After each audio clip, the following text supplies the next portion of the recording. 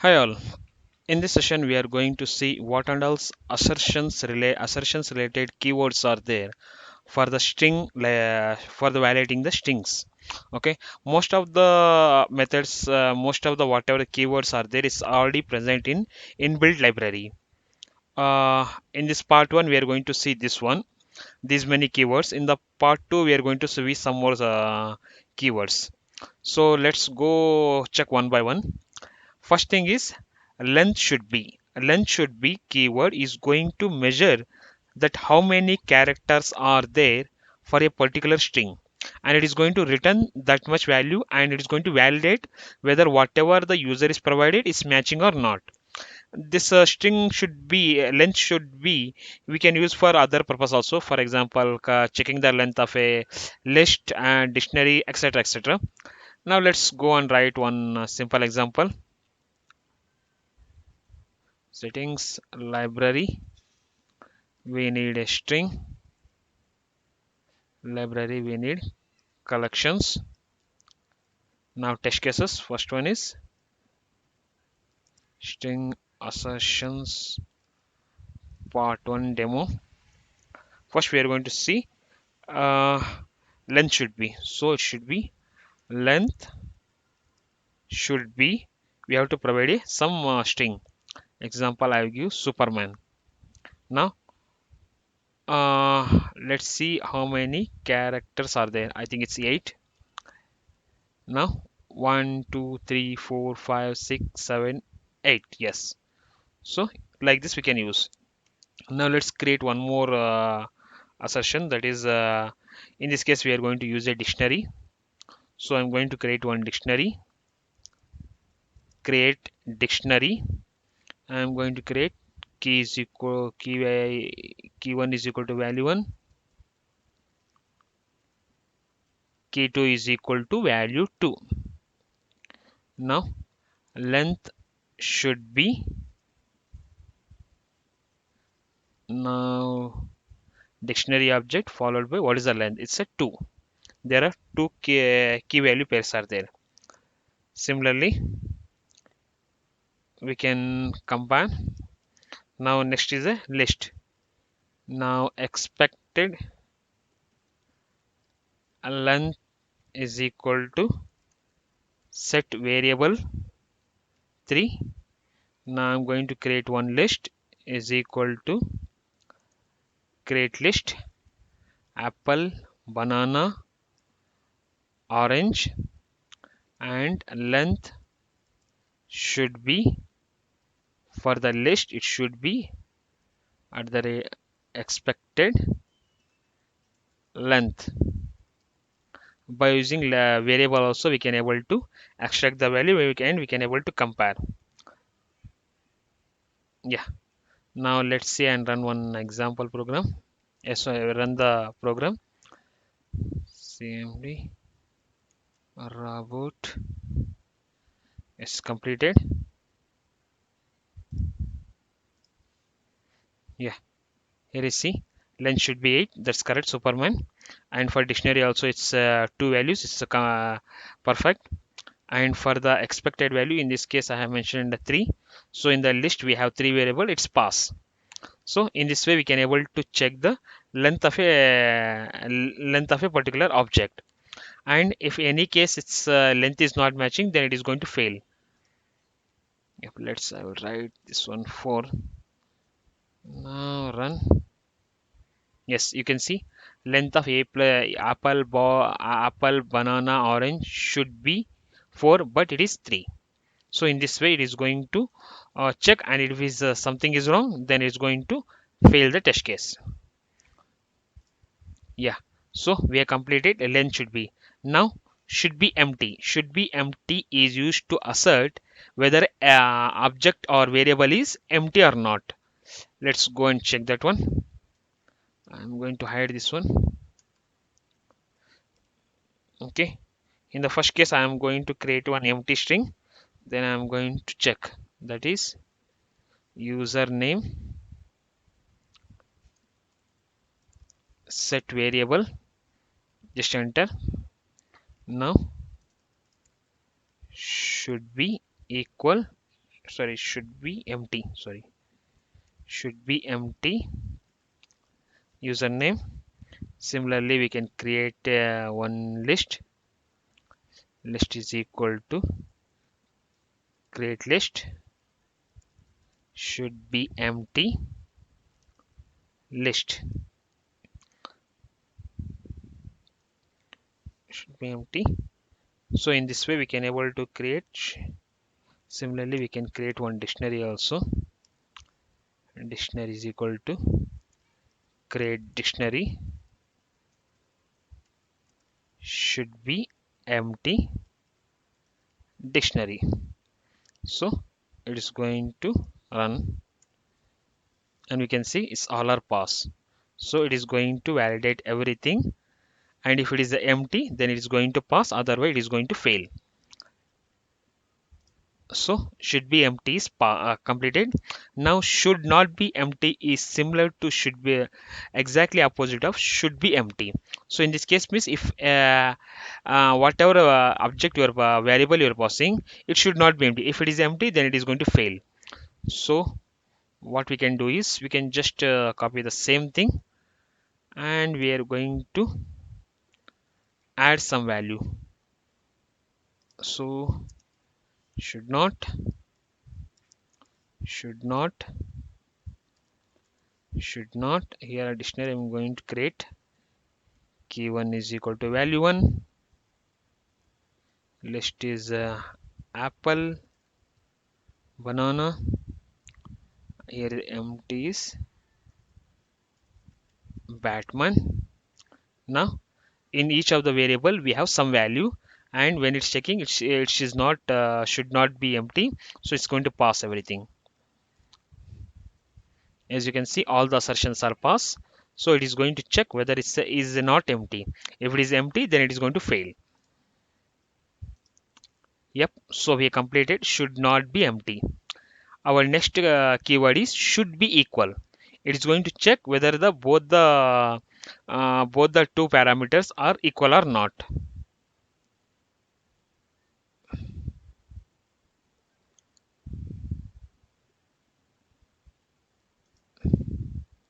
Now I'm going to comment should not be empty, should be equal.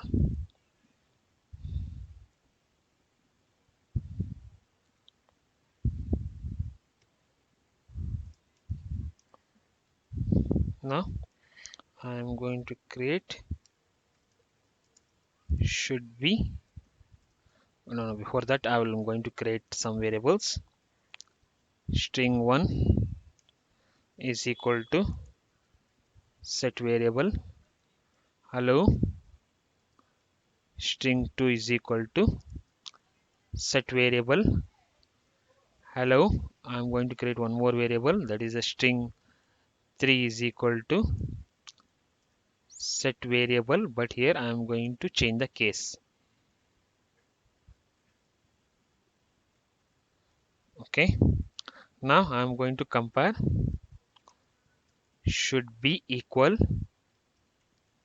string 1 and string 2 and should be equal. In this case, what I am going to do is I am going to compare string 1 and string 3, but in case here I am going to mention ignore case is equal to true.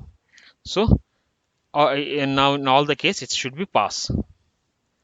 Now similarly we can able to compare some integers also, numbers also. For that one, should be equal, I'm going to mention 42, 42. Okay, now similarly I can create some list and I'm going to compare that one. List 1 is equal to create list 1, sorry, so 1 2 3. Similarly I'm going to create one more list, that is into its contain both the value. Now I'm going to compare should be equal, what is list 1 and list 2. Yeah. Similarly, we can compare the dictionary also. Now I'm going to create one dictionary 1 is equal to create dictionary key 1 is equal to value 1 dictionary 2 now should be equal dictionary 1 dictionary 2. So in this way we can able to compare the values should be equal. Now let's run the program. As you can see all are pass. You can refresh here also. I created a hello world, hello two strings, and afterward I have created one more hello, but here the case is changed. And when I mention should be equal, both are pass, even though here ignore case is equal to true. And similarly, I compared two integers and I have comparing the two list, and here I am comparing the two dictionaries. So in this all this case, it's everything is pass. Now, so if any one of this missing, then it is going to fail the assertion. Now we have completed should be equal. Now next keyword is should not be equal. This is exactly opposite of should be equal. Means it should not be same in the both the inputs. So for that one, what I can do is I will just copy the same thing and I'm going to modify.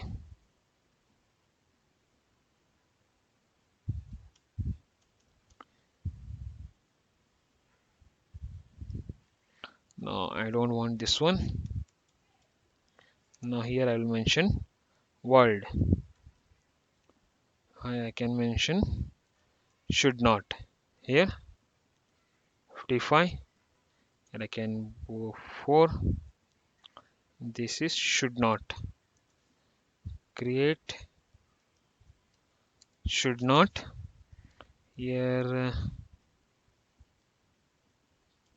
key key 3 is equal to no should not. Okay.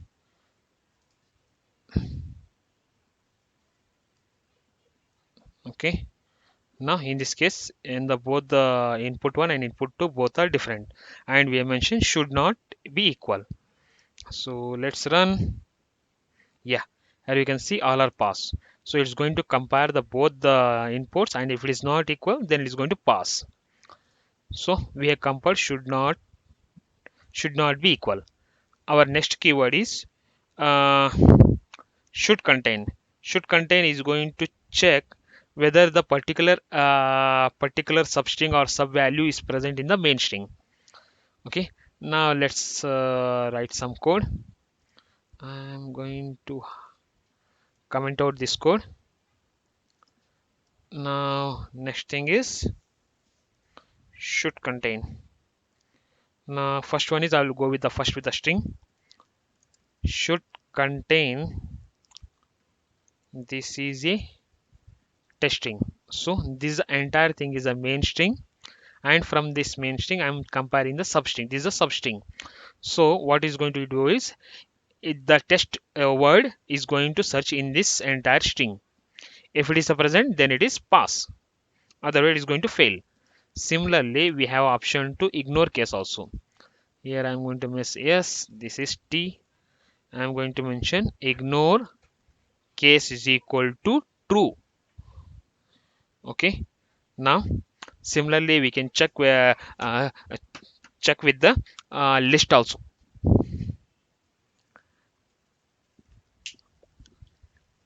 List is equal to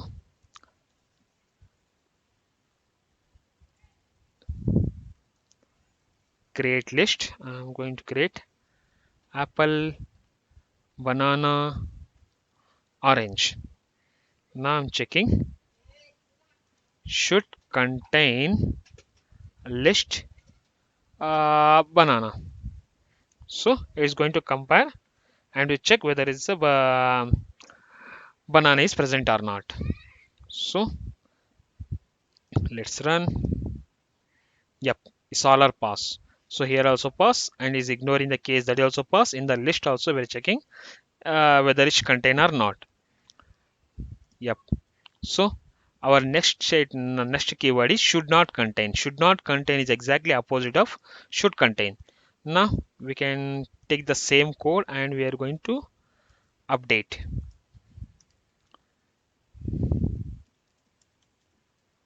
Should not contain, should not contain, should not contain cat. Here this is, can mention test. Here I can mention ball. Okay, now let's see in the program. It's pass. Here you can see in the first case the test word is present, but we are not ignoring the case. In the second string, in the second assertions, we are having some different value. Ball is not present in the main string. Similarly, in the third, in the next one, we don't have a cat word in the list. So that is the reason it's pass. So we have completed this one also. Now our next keyword is should start with. So we are going to check whether any string start with a particular character or word.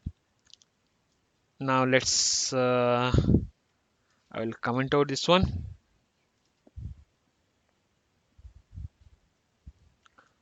Now should start with, we have to provide a main string. Hello world,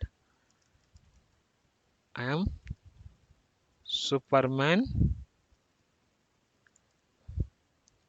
with lot of power, and it start with hello. Now this is how we can able to mention. Okay, now similarly we have should not start with. Should not start with means it's exactly opposite of should start with, and it's what is going to do is it is going to check whether the whatever substring you are getting, whether it's not start with. So I can copy the same thing. I'm going to mention should not start with Superman.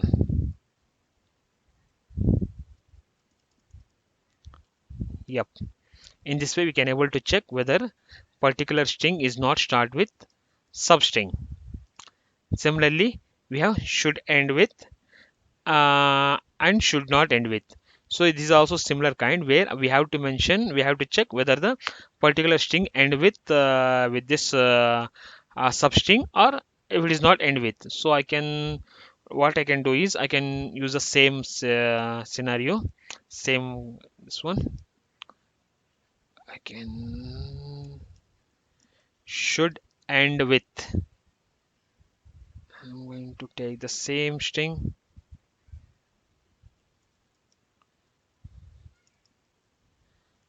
Should end with power. Now similarly, should not end with